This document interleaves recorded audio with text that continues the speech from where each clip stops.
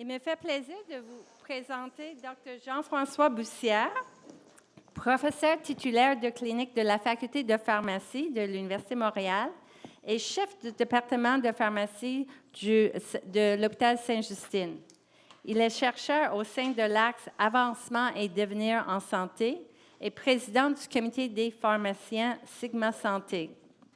Son équipe compte déjà plus de 715 communications écrites et affichées. Le Dr. Bussière a reçu le prix d'innovation 2013 de l'Ordre des pharmaciens du Québec pour la mise en place de l'unité de recherche en pratique pharmaceutique, qui fêtait ses 10 ans en novembre dernier. Alors, un plaisir à présenter Jean-François. Alors, bon matin à tous, vous allez bien? Je suis né en 1964. En 1974, j'ai été exposé à la règle à calculer pour apprendre à compter. À 14 ans, je jouais de la guitare, j'apprenais de la guitare classique, et dans le concert où je participais, mon prof de guitare m'a demandé d'animer, donc j'étais un peu l'animateur. Et à la fin de la dernière pièce, j'ai remercié tous les spectateurs. Et mon professeur, qui avait préparé 3 pièces, mais évidemment d'un niveau technique très élevé, n'a pas pu les jouer. J'ai réalisé le sens de public, réputation, gaffe, empreinte, conséquence. En pharmacie, j'ai complété ma formation à l'Université Laval en complétant mon rapport de stage sur l'ordinateur, le seul ordinateur de la faculté. Tout s'est effacé alors que je n'avais pas de copie de sauvegarde et je me suis dit que je n'aurais jamais un Mac. Je pense être le seul prof à la faculté de pharmacie avec un Lenovo. En arrivant à la Cité de la Santé, frustré que dans les index médicus, les journaux québécois n'y soient pas, je m'associe à 4 établissements pour constituer une banque qu'on a appelée Pharma, qui était ni plus ni moins qu'un PubMed pharmaceutique francophone. D'abord que nous nous échangions en disquettes, puis qu'on a finalement partagé sur un site web en parallèle de PubMed. 2009, j'éprouve des problèmes de santé. 1995, je m'achète un ordinateur chez moi. Je m'ouvre une adresse courriel et je me fais un site web alors que mon épouse n'était absolument pas en accord avec ça, souhaitant partager mes choix de lecture, ma passion pour la généalogie et la pharmacie. 1999, j'ai le privilège de rencontrer Rhoda. On m'invite à être un des premiers enseignants à la faculté à utiliser WebCity. 2002, l'URPP, dont je vais vous reparler, on crée donc cette unité de recherche. Et on se dit, ça vaut la peine d'avoir une présence. Dans tout ce voyage-là, j'ai le privilège de travailler avec Denis Lebel, qui est à l'arrière, qui devrait probablement plutôt vous donner la conférence que moi. Denis, qui est un de mes collègues et amis. Denis me convainc de l'importance d'avoir une présence web accrue. Et je suis à la fois inquiet, prudent et un peu sceptique. 2009, j'éprouve des problèmes de santé. Je vais voir un médecin dans un cabinet, je n'ai pas de médecin de famille.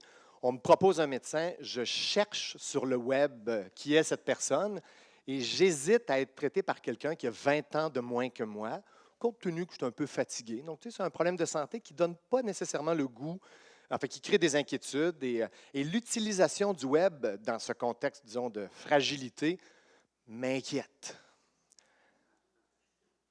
Le temps continue de passer, on se convainc, donc Denis me convainc de l'importance d'avoir une empreinte numérique, d'en contrôler la teneur et me vante les mérites d'arriver à ça. Voici donc dans cette présentation, à la différence d'Ali, qui part on dirait qu'il est né sur Internet. Alors voici donc, je dirais peut-être un autre côté, peut-être pas le côté sombre, mais je dirais le côté réaliste. J'y suis arrivé par intérêt. Je fais partie des early adopters, on dira, mais en même temps extrêmement prudent, conscient, inquiet un peu. Donc, dans la perspective de l'utilisation des médias sociaux en enseignement et en pratique, voici donc l'illustration de certains éléments en pharmacie. Ça vous va? On est parti. Donc, je vais vous présenter en une diapo les balises. Je vais vous raconter le code de bonne pratique que j'utilise avec les étudiants. Et je vais vous raconter brièvement de quelle façon je travaille. Mais avant, je vais vous présenter une vidéo. Donc, dans la perspective de nos travaux, de l'intérêt qu'on a à vraiment faire un bout de chemin, je pense qu'on est en retard. Je pense qu'il y a une incompréhension, une méconnaissance et une inquiétude qui priment. Et le but du colloque de ce matin est vraiment de renverser cette tendance-là, de vous amener définitivement plus loin. On s'est donc intéressé à donner la parole à des étudiants dans le domaine de la santé, donc en collaboration avec Rhoda, Denis, Émilie Mégroureche, une étudiante de pharmacie qui est là aujourd'hui, et plusieurs étudiants à qui on a donné la parole. Voici ce qu'ils ont à vous dire à propos de leur empreinte numérique et de la réalité. Tout le monde laisse des traces. On peut retracer nos ancêtres dans des registres de naissance et de décès, dans des recensements. On peut deviner leur histoire dans de vieilles photos retrouvées. Aujourd'hui, les traces que l'on laisse sont infiniment plus nombreuses. Des photos, des messages, une inscription sur un site Internet, peu importe la forme, notre empreinte numérique grandit, et ce, parfois malgré nous. Elle raconte une histoire beaucoup plus détaillée. Les technologies de l'information amplifient nos moyens de communication et nous permettent de rester connectés à un nombre toujours grandissant d'amis, de collègues et de connaissances. Dans cette vidéo, nous explorons comment les médias sociaux sont utilisés par des étudiants en sciences de la santé, les traces qu'ils ont laissées, l'image qu'ils veulent projeter d'eux-mêmes en tant que professionnels, la séparation entre la vie privée et la vie professionnelle, l'information que l'on contrôle et celle que l'on ne contrôle pas sont tous des éléments à équilibrer lors de l'utilisation de ces outils.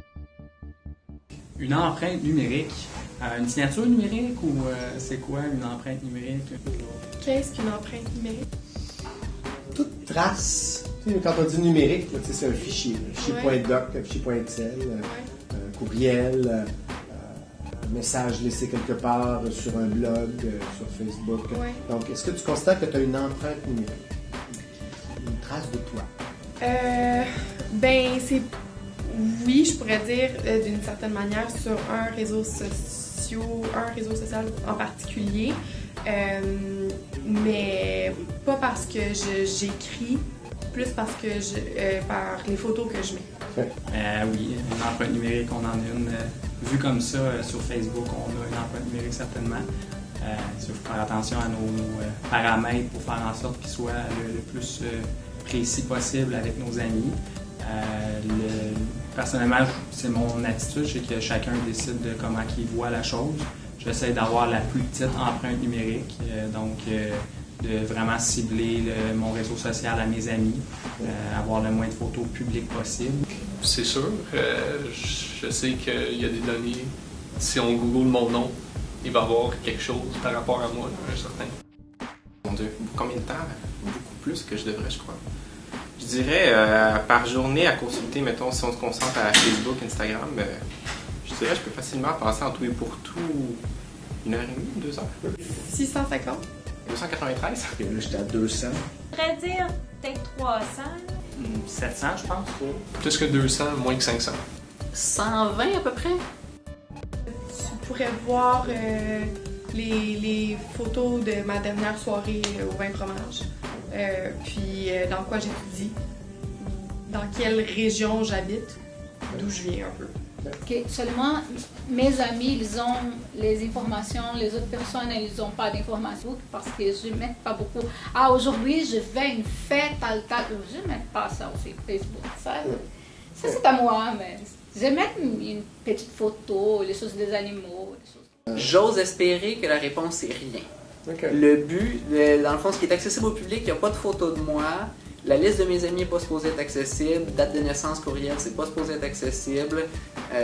Normalement, il devrait avoir mon nom, puis une photo qui est un paysage générique. Fait que pas mal rien.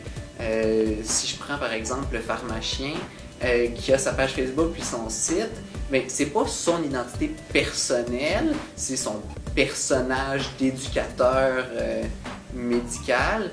Ça, je trouve ça tout à fait correct, puis les gens vont aller consulter ça, puis ça permet de rejoindre d'une manière qui est amusante, intéressante, un grand nombre de gens. Si je suis ton ami, qu'est-ce que je gagne en bonus? Ben, ça dépend quel ami, parce qu'il y a les connaissances puis les amis, Hein? mais ça aussi, il y a quelques photos, puis ma date d'anniversaire, quelques publications, mais plutôt rares. Un petit peu plus. Ok, un bonus. Ouais, un bonus. Mais Et la vie privée, je ne crois pas une vie vraiment privée parce qu'on a beaucoup de caméras partout dans la rue. C'est pour ça que je dis, bon, si j'ai des caméras dans les rues, bon, c'est sûr que je n'ai pas une vie privée. Et même les ordinateurs, Skype, des choses comme ça, on sait qu'il y a beaucoup d'espionnage, que c'est bon. Connais-tu quelqu'un qui n'utilise pas les médias sociaux dans ton environnement? De ton âge ou d'un âge différent? J'en connaissais, mais ça devient de plus en plus difficile avec le temps. Puis souvent, ce qui arrive à l'école, lorsqu'on a des projets à faire, qu'est-ce qu'on fait? La première chose, on se crée un groupe Facebook où on met tout le monde dessus. Puis il y avait une fille justement dans l'équipe qui n'avait pas Facebook. Et à chaque fois que cette situation-là arrive, tout le monde est comme quoi? Donc, non, je dirais que c'est très, très, très rare. Finalement, la fille, on l'a pratiquement obligée à se créer un compte Facebook pour faciliter la communication. Donc, on l'a initié à ça et peut-être qu'on en a fait un monstre. Ben, je le comprends. Oui, c'est acceptable, c'est un choix qu'il fait. Ça dépend beaucoup, des fois, de joindre. C'est juste pour faire partie de la communauté sans nécessairement se développer une identité très prolifique avec beaucoup de publications, juste pour avoir accès à l'information qui circule. Sur Facebook, entre autres, les gens organisent un événement, mais ils oublient de t'inviter parce qu'ils n'ont pas pu t'inviter par Facebook, puis ils t'ont envoyé un message texte, ils n'y pensent pas. Fait que ne serait-ce pour ça, c'est sûr que ces gens-là, des fois, vont être un peu mis à part. Enfin, les médias sociaux, quand même. Tu sais, il y en a pas beaucoup, mais oui. Ouais. Qu'est-ce que tu penses de ces gens-là? Ben, c'est peut-être une bonne chose pour eux. Ils dépensent, tu sais, gaspillent peut-être moins de temps là-dessus, puis laissent moins de traces. Okay. Mais aucun média social, peut-être pas. Mais il y a des gens qui vont faire des choix plus sérieux dans leurs médias sociaux. Faire partie de LinkedIn, mais pas Facebook. Ça, c'est bon. C'est une bonne chose, mais moi, je pense pas que je serais capable. Comment tu fais pour se garder à jour auprès de tes amis? Je veux dire, tout se passe sur Facebook. On connaît les événements qui s'en viennent. Les fêtes des amis, moi, j'ai pas les fêtes de tout le monde dans mon calendrier. Je vais sur Facebook. Ah, c'est la fête de quelqu'un. Je vais te dire. T'entretiens des relations, je trouve.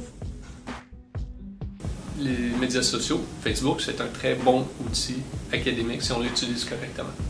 Il y a beaucoup de monde sur Facebook que tout ce que je sais d'eux dans la vie, ça vient de Facebook. Fait qu'à quelque part, s'ils mettent des affaires sur leur mur que je trouve pas correctes ou qui jouent pas en leur faveur, ben ça affecte l'image que j'ai d'eux parce que c'est la seule chose que je vois. Je les ai pas vus depuis, mettons, le secondaire. Fait qu'il y a ça. Il faut faire attention à l'image qu'on projette. Les désavantages, il y en a. Étant donné que tout ce qu'on va mettre nous représente, il y a quand même un certain problème de... je vais prendre l'exemple de la madame... je pense qu'il y avait un candidat aux élections qui s'est fait prendre avec... que quelqu'un a trouvé quelque chose qu'elle a écrit il y a longtemps. Puis c'était blown out of proportion. C'était quelque chose qu'elle a écrit quand elle avait peut-être 18 ans, qui était un peu inapproprié. Ensuite, quelqu'un peut retrouver ça sur les médias sociaux et ensuite l'utiliser contre elle. Je pense que les médias sociaux, justement, aident à rejoindre énormément de personnes en même temps, super facilement et gratuitement aussi. Et justement, comme on disait tantôt, tout le monde est sur Facebook, tout le monde est sur Twitter. Et je pense que c'est une façon vraiment bonne de justement partager, transmettre des informations. On dit souvent qu'en sciences infirmières, un des gros problèmes, c'est qu'on a de la difficulté des fois à transmettre les résultats de la recherche. Donc, je pense que Facebook ou Twitter ou les autres médias sociaux sont justement des bonnes plateformes que les infirmières peuvent exploiter pour justement essayer de sortir un peu de transmettre les résultats entre infirmières, mais peut-être essayer de rejoindre un public plus large, donc voir qu'est-ce que l'infirmière justement peut apporter aux patients, à la population dans un sens large, que de juste parler entre eux un peu. Tu pouvais retirer des choses que tu as écrites, postées sur Facebook ou les autres médias qu'on a nommés. Est-ce qu'il y a des choses que tu enlèverais? On revient en arrière. Je te donne l'occasion de... Est-ce que tu des trucs, tu dis oui, j'en profiterai, il y a des trucs que j'enlèverais? Quand même, oui. Au cégep, j'écrivais tout ce qui me passait par la tête. J'ai un examen demain, je suis stressée. Je comprends pas pourquoi j'écrivais ça. Ça, j'enlèverais ça. Les gens n'ont pas besoin de savoir. Beaucoup plus facile de ne pas le mettre que d'avoir à essayer de l'effacer. Ben, d'essayer de à chaque fois qu'on met quelque chose en ligne, de penser qui va voir ça, puis comment ils vont pouvoir l'interpréter. De toujours essayer de rester à l'affût de qui a accès tout simplement à ces choses-là. Je veux dire, il y a des photos, des choses que je peux dire sur Internet, que ça ne me dérange pas que mon frère ou mon ami de secondaire voit ça, puis ça peut être drôle, mais vu par quelqu'un d'autre qui a une image de moi, plus médecin, sérieux, tout ça, pourrait trouver discordant. Si un prof t'ajoute sur Facebook, un prof de la fac, Oui. tu acceptes pas? Ça dépend? Ça dépend. Ben, je me poserais des questions. Mais, ouais, je me poserais des questions. Je dirais pourquoi. Je pense que ça dépendrait vraiment c'est qui. Puis je ferais peut-être un retour dans mes photos circa 2008 là, pour être sûr qu'il n'y a rien de trop compromettant avant d'accepter. Mais à un moment donné aussi, quand quelqu'un t'envoie une invitation, c'est dur de refuser là, parce qu'ils savent. Tu vas dire. Il y a toujours l'histoire de confidentialité. Quelqu'un se pose une question sur Facebook. Bonjour, Michael, j'ai pris tel médicament, j'ai eu tel effet secondaire. Selon toi, qu'est-ce que tu fais? Qu'est-ce que je ferais? J'ai pas son dossier patient, je la connais pas cette personne-là. Ça peut arriver. Faut commencer à se positionner là-dessus, commencer à se questionner. Je pense que si les autres professionnels sont capables de faire un travail là-dessus, ça va aider. Un patient? Non. Non, c'est un patient assez non plus. J'ai une collègue, ça y était arrivé, puis finalement, elle avait accepté. Je sais qu'ils disent, puis du moins dans la formation, ils avaient déjà mentionné une fois au cégep que normalement, tu n'es pas censé. Non, moi je le ferais jamais. Là.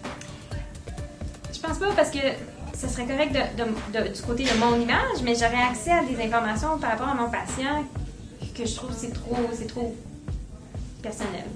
Ça commence, mais je pense qu'on doit faire beaucoup d'attention au code d'éthique. À l'école, je trouve pas que ce soit nécessaire vraiment. Je trouve pas vraiment tout serait l'utilité que les profs utilisent les médias sociaux. On a déjà vu que les profs, des fois, ils ouvrent des forums pour poser des questions, pour que les étudiants posent des questions, puis c'est un échec, là, une personne qui... Pourquoi tu parles? Parce que déjà là, à la base, les étudiants, ils se rencontrent, ils se parlent eux-mêmes, ils se posent des questions entre eux. La faculté n'a pas accès à nos groupes Facebook. Les étudiants ne tenaient pas nécessairement à ce que la faculté y ait accès, puis la faculté n'y tenait pas non plus. La faculté a ses propres pages qui sont pas si consultées que ça. Puis eux aussi ont cette réaction-là. Si on a une information cruciale à transmettre, ça va être par courriel parce qu'il faut que tout le monde y ait accès. La faculté pourrait faire une page Facebook et ensuite mettre toute l'information pour promouvoir leur projet ou promouvoir ce qu'ils font. Ça pourrait être très pertinent de faire ça. Et les étudiants sont là souvent, puis pour savoir, je suis certain qu'il y a beaucoup de projets qui se passent dans la faculté auxquels je suis pas au courant, que je trouvais ça intéressant. Ça bouge vraiment vite, ça fait que c'est d'essayer de suivre puis de voir si, au niveau de l'éducation puis de l'université, si on va rattraper parce que ça existe depuis longtemps. Pour l'instant, c'est peu utilisé. Le temps que ça passe à travers tout le processus universitaire puis tous les comités d'acceptation, est-ce qu'on va réussir à avoir quelque chose qui va être à jour ou on va arriver avec des conclusions qui vont être déjà dépassées une fois qu'ils vont être passés à travers l'appareil? Tu termines tes études, Oui. Tu réalises sur un site web, tu sais, t'es pharmacien. Oui. Tu réalises que t'es raté, avec My Pharmacy. Oui. Puis c'est pas super juste ce qu'il y a là-dessus. C'est plutôt négatif. Là. Puis c'est pas vrai. Tu dis, c'est pas moi. Là, Ça va vraiment m'atteindre. Ça va vraiment m'affecter.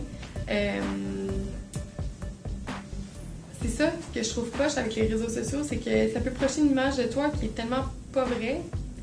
Je sais pas qu'est-ce que je ferais. Qu'est-ce que tu veux faire? Tu sais, dans un sens, tu peux rien faire. Tu pourrais pas te créer un profil pour aller inventer puis donner 5 étoiles, tu sais. Ça aurait pas de sens. Je sais pas qu'est-ce que je ferais. Je pense que ça m'atteindrait plus, mais je ferais rien. Je ferais rien. Ouais. Ben, si c'était pas super bon côté, c'était à cause de toi. C'était toi qui es un mauvais professionnel ou si tu as fait des mauvaises choses. Concevons que c'est faux dans ce cas-ci. Voilà, c'est une atteinte à la personne pour faire les démarches pour que ça soit rempli. Ah! Qu'est-ce que tu fais? Ah, c'est certain que je le prendrais très mal. Quoi faire? Et, mon Dieu. Je crois pas avoir de recours. Je pense que si on est rendu à se fier sur l'image numérique autant que ça, puis encore plus que qu'on le fait en ce moment, puis sur l'image que les autres projettent sur une personne, on passe vraiment à côté de la traque. Les inconvénients, c'est quand les gens commencent à penser qu'ils peuvent changer le monde au Facebook, que les gens sont un petit peu violents, les gens expressent beaucoup des choses, mais ça aussi, c'est la vie, c'est son opinion, et si je ne veux pas lire, je ferme le Facebook, c'est ça. Mais parfois, c'est un petit peu dérangeant de voir les préjugés, les choses sur le Facebook, ou pas seulement les Facebook, mais dans les autres choses. Les étudiants sont conscients de l'empreinte numérique qu'ils laissent. Ils comprennent également que la transition vers la pratique professionnelle nécessite des ajustements. Il serait toutefois important que les institutions d'enseignement et les autres professionnels réalisent l'importance des médias sociaux. Ils doivent impliquer ces utilisateurs pour établir des politiques et définir des standards de pratique favorisant une utilisation positive de ces nouveaux moyens de communication.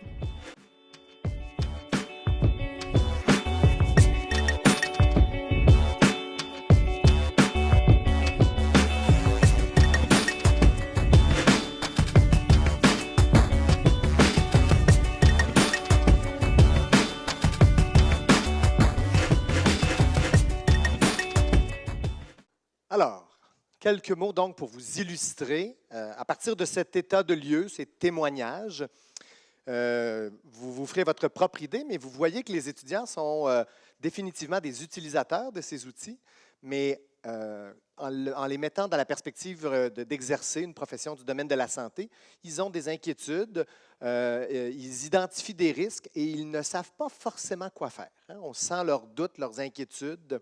Alors voici donc, à partir de ma propre expérience comme enseignant en pharmacie puis comme pharmacien à Sainte-Justine, quelques pistes de la façon dont nous avons choisi d'utiliser les médias sociaux.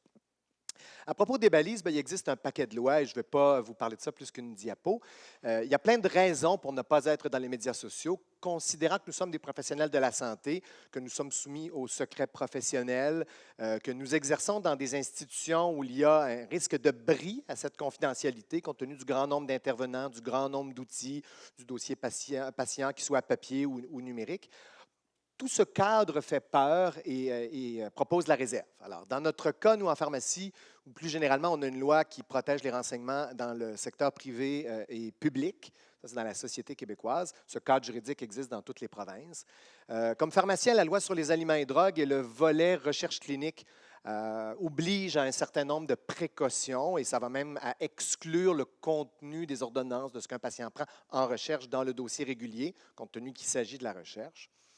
Dans le cadre plus précis de l'exercice de la pharmacie, on a, comme tous les professionnels, un code de déontologie dans lequel il y a un certain nombre de dispositions, dont le secret. Et dans la loi qui encadre le réseau de la santé, on a des dispositions liées au dossier patient et à son accès. Et là, vous avez l'émergence du dossier Santé Québec qui démocratise, va démocratiser, on l'espère, l'accès au dossier patient, à certains morceaux du dossier patient. Je n'ai pas le temps ce matin de vous raconter toutes les difficultés qu'on a à pouvoir mettre en place l'utilisation du DSQ, compte tenu des contraintes qui sont en place pour protéger la confidentialité. Dans le cadre de l'enseignement, donc moi j'enseigne la loi, la gestion, l'éthique dans le cadre de mon rôle d'enseignant à la faculté. J'utilise depuis quelques années un code de bonne pratique en ligne. Donc, on a évidemment dans le cadre pédagogique un règlement facultaire. Les étudiants s'engagent à un certain nombre de choses en entrant en pharmacie. Ils ont le code de déontologie des pharmaciens comme étudiants immatriculés s'applique à eux. Ensuite de ça, j'utilise presque au tout début, dans les premières heures de leur entrée dans le programme, en première année au doctorat, un code de bonne pratique. Et je leur fais lire un article qui date déjà de 2 ans, article que nous allons mettre à jour dans le cadre de la prochaine année. Anaïs, tu risques de faire partie de ces efforts. Et ce code, donc, depuis 2 ans, je le fais signer. Dans l'article que vous pourrez consulter en ligne si ça vous intéresse, nous avions, il y a 2 ans, recensé la plupart des codes ou lignes directrices, principalement de sociétés médicales, il y en avait un peu de sociétés pharmaceutiques, qui proposaient donc des balises. Il faut absolument, si vous consultez ça, être conscient que les choses ont évolué et ça prend une mise à jour de ça si vous voulez apprécier les balises plus positives que négatives en 2015. Alors, nous avions identifié 13 éléments. Je n'en nomme que 3 ou 4. La première considération, toutes les lignes directrices nous rappellent la nécessité d'assurer la protection des renseignements personnels. Ali parlait de prendre une photo d'un patient et de la tweeter. La photo en soi n'identifie pas forcément le patient, mais il faut peu de renseignements additionnels pour que ce cas formidable à Sainte-Justine, dont on parle entre nous, les collègues, devienne plus facilement identifiable. Je prends le point numéro 4, comprendre et utiliser adéquatement les paramètres de gestion de la protection des renseignements et surtout les conditions d'utilisation des outils. Je suis convaincu que lorsque vous allez sur un site, que ce soit iTunes, que ce soit Amazon, vous ne lisez pas les conditions qui sont écrites de façon à vous décourager de la lecture. C'est juridique, c'est extrêmement long. Alors en général, vous avez tous le même réflexe d'approuver, d'accepter ces conditions et de passer à l'étape suivante. Et vous oubliez, en faisant ça, quelles sont les conséquences de l'information que vous allez partager sur ce réseau ou cet outil. Enfin, 13e élément, saisir les enjeux de communication en ligne est l'essentiel du cadre juridique. On voit que dans certains cas, on a beaucoup d'éléments dans les lignes directrices, dans d'autres cas, c'est plus clairsemé. Alors, c'est important, nonobstant votre enthousiasme ou votre prudence, d'avoir dans votre radar les enjeux, les risques, tout comme les avantages. Ces étudiants ont donc à réfléchir et nous dire s'ils sont d'accord ou pas. Alors, je vous lis brièvement les énoncés.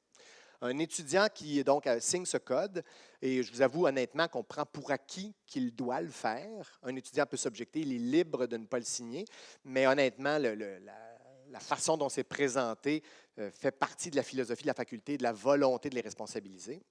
Donc, ils doivent d'abord consulter l'article.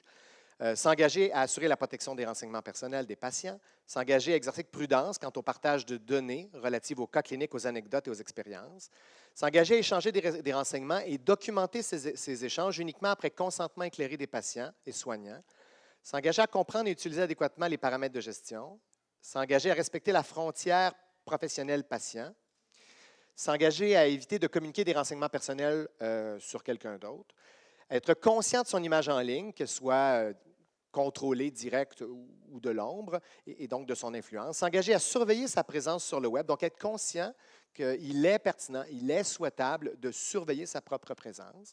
S'engager à identifier clairement son identité et déclarer ses conflits d'intérêts. S'engager à obtenir des consentements appropriés et mentionner l'origine des renseignements qu'on divulgue. S'engager à fournir des conseils conformes aux meilleures données disponibles, aux données probantes.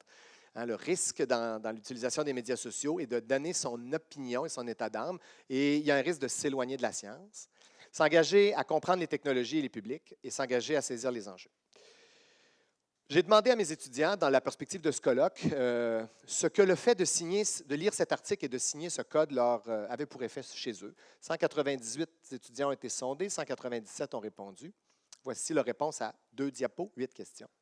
D'abord, je leur ai demandé, vous avez une échelle de Likert sans possibilité de neutralité, très en accord, partiellement en désaccord, totalement en désaccord. Je leur ai dit d'abord, est-ce que vous, en lisant l'article, ça vous a sensibilisé au risque? Alors, on a 1 2 étudiants qui se disent pas vraiment. On s'entend qu'il y a un biais de réponse sociale dans le cadre dans un cours. On commence son programme, j'imagine qu'on va être cool, on va être du bon bord, on va être avec le prof. Donc, on peut imaginer qu'il y a peut-être un biais social de réponse un peu. Deuxième énoncé, l'article auquel on réfère a fait voir les opportunités qu'offrent les médias sociaux et autres outils. Alors, on a encore un assez bon enthousiasme, même si l'article propose des balises pour être prudent. La lecture des 13 énoncés a fait réfléchir et remis en question des pratiques, alors que 4 des étudiants qui se disent « non, ça va, j'ai aucun problème dans mes comportements ». Je serais intéressé à participer à un atelier structuré. Alors, on n'a que 11 qui se disent « je sais tout » ou « j'ai autre chose à faire ». Après avoir signé ce consentement, j'ai modifié certains paramètres d'accès de mes comptes afin de limiter l'accès général à mes contenus. Alors, on a quand même eu un effet. Alors, je n'ai pas eu le temps d'explorer le quoi. Est-ce que les gens ont réduit leur cercle d'amis, retiré des contenus? Enfin, dans ce cas-ci, on parle de paramètres. Après avoir signé ce consentement, j'ai abandonné l'utilisation de certaines plateformes, quand même. Des discussions informelles avec les étudiants, je pense que Snapchat est la principale cible de cette réserve. Et enfin, après avoir signé ce consentement, je n'ai apporté aucune modification, c'est un peu l'inverse, donc 14 %. Donc, on a ici fait réfléchir les gens. Et Ali, je ne sais pas ce que tu penses actuellement ou ce que tu as tweeté pendant que je parle, mais peut-être que tout ceci, tu te dis, mais ce n'est pas ça qu'il faut faire, c'est le contraire. Il faut encourager les gens. Alors, encore une fois, dans la réflexion qu'on vous propose aujourd'hui, on cherche à établir une balance et très honnêtement, je ne voudrais pas que cette réflexion-là vous enlève le goût de le faire, mais que vous soyez conscient des enjeux. Voici donc en quelques minutes ce que nous faisons. Donc, dans mon équipe à Sainte-Justine, comme pharmacien, j'ai une équipe de recherche, des étudiants que je reçois, des étudiants québécois, des étudiants étrangers. Le label de ça, l'étiquette de ça s'appelle l'unité de recherche en pratique pharmaceutique. Et donc, avec Denis, Cynthia, Suzanne et tous les collaborateurs de l'équipe, on a choisi d'avoir une présence en ligne en utilisant WordPress. Ça a été ça notre entrée sur le terrain. Donc, il s'agit d'un blog gratuit. On peut choisir de payer pour le stockage, les adresses et tout ça. Alors, ce n'est pas très lisible, mais vous avez ici un certain nombre de blogs. Je vais vous les mentionner brièvement, une diapo à la fois, pour vous montrer de quelle façon j'ai choisi de diffuser mon contenu, et j'utilise ces contenus-là dans le cadre de mes enseignements. Donc, j'amène les étudiants à l'extérieur de Studium, la plateforme de l'université, ou à l'extérieur de l'enveloppe facultaire générale, sur ces blogs-là, pour donc les exposer à des contenus et favoriser un réseautage et une diffusion plus large que le contenu, disons, protégé de Studium. Alors donc, si je résume, quelle est mon empreinte et quels sont les outils utilisés? J'apparais sur des sites web, notamment de mon hôpital, du centre de recherche et de l'université. J'ai un profil ResearchGate, une empreinte plus ou moins contrôlée. J'ai aussi une empreinte sur Google Scholar Citations, là, qui est en perte de vitesse, en disparition. J'ai évidemment un CV commun canadien et j'ai un compte Twitter qui sert à, disons, relayer l'ensemble de tout ça. Au niveau des médias, on a donc des pages Facebook, on a évidemment l'unité à une page LinkedIn et on utilise Zotero pour archiver, recenser l'ensemble de nos publications. Tout ça a des fins de rayonnement, d'enseignement, mais aussi de recrutement. La présence de tout ça vise à nous rendre visibles. Alors, je vous commente les blogs en vous disant brièvement ce qu'ils contiennent. Vous allez voir qu'il y a différents usages de présence. Alors, puisque j'enseigne la loi, j'ai toujours été étonné que l'Ordre des pharmaciens ne diffuse pas plus, pas davantage les décisions juridiques pour lesquelles des pharmaciens sont semoncés au niveau disciplinaire. Et à mon avis, on apprend beaucoup de ces anecdotes ou de ces cas ou de ces réprimandes, amendes et autres jugements. Alors, j'ai choisi de prendre les décisions, de développer une méthode pour les résumer, pour en faire donc quelque chose de court, les décisions parfois des dizaines de pages. Et donc, je blogue des décisions et je fais ça dans un cadre académique. Pour intéresser les étudiants à ces décisions, je lis avec les étudiants les décisions que nous résumons ensemble. Et donc, on fait ça une fois par année. Tenir un blog comme ça au jour le jour, c'est impossible dans une vie là, de 60 heures semaine. Donc, une fois par année, j'ai 2 étudiants. On a une méthode, on a évidemment développé la méthode d'analyse et tout ça, là, sans déraper. Je ne suis pas avocat, donc ces commentaires sont bien balisés dans des règles de rédaction. Et chaque semaine, presque toutes les semaines de l'année, plus de 1500 pharmaciens reçoivent un courriel qui peut les amener, donc c'est une consultation, hein. On a un domino qui ne mène pas nécessairement un clic sur le blog et à la consultation du texte pour voir ce qui peut t'arriver si tu as des soucis dans ta pratique. Le mardi, j'ai eu un intérêt dans l'histoire, je commence à avoir l'âge pour ça. Quand j'ai commencé, j'étais un peu jeune. Donc, on a un blog qui nous permet de rendre hommage à l'histoire de la pharmacie au Québec. Alors, on a un paquet de choses sur notre blog, donc des documents, des hyperliens, etc. Mais on a chaque semaine une manchette pour rappeler un fait historique. Et chaque année, on fait des travaux. Et encore une fois, je fais ça en arrimage avec les étudiants. Je trouve important de les amener à s'intéresser à l'histoire. Ça nous aide dans la perspective des décisions qu'on prend du futur. Donc, le mardi, nous bloguons l'histoire. Le mercredi, alors, je m'intéresse au rôle et aux retombées du pharmacien dans la perspective de travailler en équipe. Chaque professionnel cherche sa place, les lois évoluent. Tout ceci est en redéfinition encore maintenant. On pourrait penser que c'est achevé en 2015, mais ce n'est pas le cas. Alors donc, moi, comme pharmacien, j'essaie d'intéresser les gens aux preuves de ce que peut faire le pharmacien, là où il a davantage d'impact, de quelle façon il travaille en équipe. Alors, une idée de mon équipe a permis de développer une plateforme qui s'appelle Impact Pharmacie, où on recense plus de 2000 preuves, les 2000 que nous jugeons peut-être plus intéressantes preuves du rôle et des retombées du pharmacien. Ce site, qui est une plateforme statique, on a choisi de lui ajouter un blog, lequel permet une fois par semaine, le mercredi, de commenter un article qui est publié. Donc, c'est ni plus ni moins qu'un commentaire scientifique d'une étude, parce que la majorité des étudiants ne s'intéressent pas à ce type de littérature. Ce n'est pas simple d'intégrer ça dans un programme déjà hyper chargé. Donc, j'utilise le blog comme mesure complémentaire pour amener les gens à s'intéresser à une sorte de preuves qui sont les modèles de pratique. Le jeudi, c'est le blog de l'unité de recherche. Alors, si vous allez sur ce blog-là, vous allez voir ce matin qu'on a blogué la conférence, le privilège que j'ai de vous parler. Alors, sur ce blog-là, dans le fond, on blogue nos travaux de recherche, puis à l'occasion, Dans ce cas-ci, ça fait un peu narcissique. On a une photo de Emma qui est à l'arrière et moi. Donc, on a gagné des prix. Alors, on se permet de raconter aussi quand on a la chance, quand on est reconnu par nos pairs. Mais de façon générale, on blogue une fois par semaine un de nos travaux.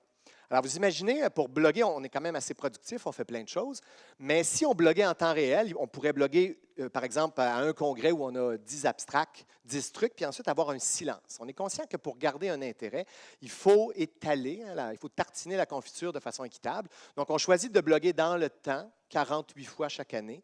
Alors, évidemment, ça crée un souci asynchrone parfois, ce qui est absolument contraire à l'esprit de Twitter. Est-ce que c'est intéressant de dire dans Twitter qu'il y a 9 mois, j'étais à un congrès, j'ai présenté telle affiche? Je suis d'accord avec vous, là, si vous pensez ça, que ce n'est pas forcément super en phase avec... mais pour être capable de garder un contact, de choisir donc d'étaler comme ça notre activité scientifique. On utilise Zotero, donc on saisit dans le profil Zotero toutes nos communications, qu'elles soient indexées ou non indexées. Dans mon environnement professionnel, en recherche en pratique pharmaceutique, je suis très loin de Nature. Je ne publierai jamais dans ce journal-là la qualité des travaux que je fais, la portée, le temps que j'y mets, à la limite la qualité méthodologique, la taille échantillonnale. Alors, tout à fait conscient de mes limites, je suis totalement humble dans ça, quand même 1000 communications, ce qui est quand même pas pire. Et il y a dans ça de tout, de la communication professionnelle jusqu'à de la communication indexée PubMed. Alors, le Zotero que nous utilisons nous permet de pousser nos profils ailleurs. Alors, par exemple, dans mon profil ResearchGate, je pousse le Zotero de l'équipe et forcément, en faisant ça, immédiatement, tous les co-auteurs, s'ils ont un ResearchGate, vont pouvoir accepter l'ajout des publications. Donc, ça facilite la saisie. Ma saisie peut nourrir toutes celles de mes collègues. Vous seriez curieux d'aller sur... je pense que j'ai mis ma page ResearchGate peut-être après. Je vais le dire tout de suite. Là. Si vous allez sur ma page ResearchGate, vous allez voir que je suis attaché au département de pharmacie. Le souci, c'est que je suis obligé de faire un choix. Là. Suis-je département de pharmacie ou suis-je Université de Montréal? La majorité de mes activités se déroulent dans mon cadre hospitalier, donc je choisis mon affiliation hospitalière en premier. Mes points, mon score et tout ça, évidemment, ont une retombée sur Sainte-Justine d'abord. Quand on prend l'Université de Montréal dans ResearchGate, puis qu'on prend McGill, par exemple, qui ont, en termes de fonds de recherche, à peu près les mêmes dollars. Mais McGill a un poids, ResearchGate a un poids international, dis-je, 2 fois plus grand. Et tout ça est attribuable au fait du silence. Un paquet de profs à la fac, dans les facs de UDM, sont absents de là. Ils ont pourtant une contribution puis un poids scientifique, à mon avis, probablement voisin. Donc, il y a une absence. Je pense que dans la francophonie, on a intérêt à embarquer davantage dans ça. Le dernier blog que je lancerai dimanche, donc ça nous a pris une année de plus, c'est le blog de gestion. Donc, dans ma vie, il y a aussi le volet gestion. Donc, vous êtes dans une page test que je vais compléter dimanche. Donc, j'enseigne des cours de gestion pharmaceutique. Et c'est le 5e blog qui, dans ce cas-ci, sera utilisé vraiment dans un cadre de soutien aux pharmaciens-chefs, adjoints et tout ça dans le réseau de la santé. Tous ces blogs, 5 fois semaine, convergent vers mon compte Twitter. Donc, si vous me suivez, vous allez voir essentiellement que je tweete à peu près 5 fois semaine. À la différence d'Ali, de plusieurs d'entre vous, vous serez certainement déçus, peut-être étonnés de voir que je n'ai pas d'opinion. On dirait que je n'ai pas d'affect. Puisque tout ce que je blogue sont des faits, des activités et des travaux, très rarement je vais, et c'est un choix archi-conscient que j'ai fait. Les pharmaciens sont en général un peu obsessifs-compulsifs. D'autres professionnels de la santé aussi, ça semble faire partie des conditions pour avoir des cotères puis tout ça. Là. J'ai choisi, et ça, Denis me confronte fréquemment sur ça, j'ai choisi à mesure que j'ai gagné du terrain là, dans Internet, que j'ai augmenté ma portée, j'ai choisi de me donner des règles de rédaction. Donc, je ne tweete, je ne relais que des choses pour lesquelles j'ai des règles de rédaction. Je ne dirai pas le vendredi à 10 h, super présentation. Je trouve ça très intéressant. Je suis plein de fils, je m'abonne, je me désabonne, je valorise ça, mais j'ai comme besoin, si je le fais, de le faire avec une certaine constance. Ça fait partie de mon état personnel. Là. Alors, je contrôle ma liberté en faisant ça, ce qui fait donc que mes blogs sont on dirait, factuels et moins émotionnels. Et j'ai un blog individuel statique, si vous voulez savoir plus personnellement. Ça, dans le fond, c'est le fruit de mon ancien site web de 1995. Mais sur ce site-là, je ne blogue pas, ce n'est qu'une page statique, si vous voulez dire c'est qui. La portée, on a atteint cette année, en 2015, à peu près 45 000 visites sur l'ensemble de nos trucs. Ce qui vous apparaît peut-être beaucoup, juste avant de me lever pour vous présenter, il y a sur la page de l'URPP, qui fait partie de ce qui a été relié directement ou indirectement ce matin, 16 personnes qui sont allées sur la Terre au Canada, puis une trentaine en Europe. Donc, étonnamment, il y a plus d'Européens qui sont conscients du fait que je vous parle hors de la classe que de Canadiens. Alors, vous voyez quand même les limites là, pour augmenter la portée dont on parle. Malgré tout ce que j'ai fait, là, on est au béaba, au balbutiement. Ma présence en ligne est quand même relativement limitée encore.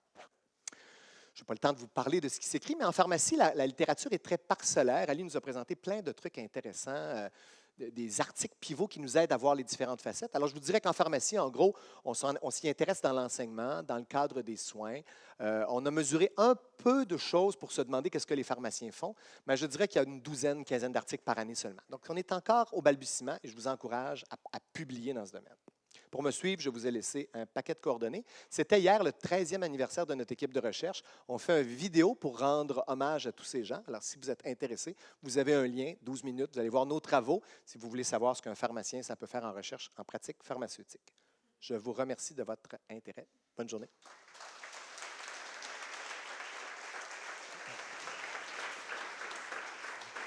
Merci beaucoup. Le temps file rapidement. Je vous invite à échanger avec Dr. Boussière. On aura le temps pour une question, puis après la pause. Est-ce qu'il y a question? Alors, on va faire ça rapidement. Très rapidement, juste un commentaire. J'ai des garçons qui me trouvent déjà vieux. Et eux, lorsqu'ils sont sur les médias sociaux, ne parlent plus de vie publique, vie privée, ils parlent de vie personnelle versus la vie professionnelle. Il y a là un changement de paradigme fort intéressant dont il faut tenir compte. Et je vous remercie pour l'expertise que vous avez développée. Elle sera utile à nous tous et nous toutes. Merci. Merci, Jean-François. Alors, nous prenons jusqu'à 11 heures. On va revenir. Vous pouvez apporter votre café dans la salle aussi.